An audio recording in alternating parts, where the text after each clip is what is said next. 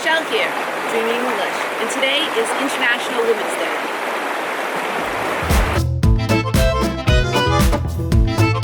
And it's actually also 2020, the 100th year anniversary, or the centennial, of women gaining the right to vote by the passage of the 19th Amendment. 3 years later, Alice Paul, who was a suffragette, and a suffragette is somebody that fights for the right to vote for people that are oppressed and don't have that right. She put forth the Equal Rights Amendment, the ERA. And the ERA is 17 words. It's very simple. It basically says that equality of rights under the law shall not be denied or abridged by the United States or by any state on account of sex. 23 words. And this magazine right here that I hold says ERA yes, and in pink you can see Virginia is number 38. So let me tell you what that means. So I told you that Alice Paul had put forth this amendment in 1923. Well, it took almost 50 years for Congress to approve of it. And in order for an amendment to become law, it has to be approved by Congress, and then 2/3 or 38 of our states need to ratify it. It was sent in 1972.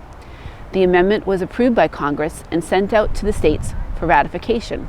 They put a clause saying that it had to be ratified in 10 years by 38 states. In 1982, it stalled because only 35 had ratified it. Now, in 2017, we actually had a presidential race where a very unpopular president was elected. I'm not a fan. I actually went to Washington and marched with over 1 million other women. What became of that? Well, we were actually able to flip many of our states from red to blue. What does that mean?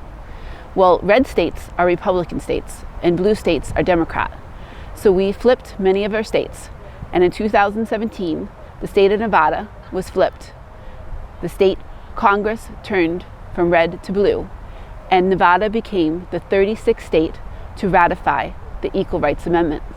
Illinois followed suit in 2018, and just this past year, just after the turn of 2020, Virginia became number 38 to ratify the Equal Rights Amendment. Now, this came about by many movements of the feminist movement, the civil rights movement, and many other movements for equal rights among suppressed populations. Now, the battle is not over. It's likely to go into the courts, where just in 2019, December of 2019, Republican attorney generals from Louisiana, Alabama, and South Dakota went to court and filed lawsuits to stop any further states from approving the ERA. However, that is not likely to work because the arbitrary timeline that Congress put in of 10 years was not voted on by the states that ratified this amendment. Therefore, that timeline was non-binding. The ERA, Equal Rights Amendment, now has over 90% support of citizens of the United States, of both men and women. And as Eleanor Smeal states, there's no question that the ERA is in the final home stretch. And who is she? She's the president of the feminist majority and the publisher of Ms. Magazine.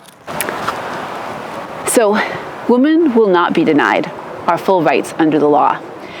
Any political candidates that oppose women's full rights should be wary. Women's votes will likely determine the outcome of the upcoming election of 2020. Now, here at Dreaming English, we would love to hear different topics that you're interested in. So if you could put those in the comments below, and please like and subscribe to our channel. Thanks for watching.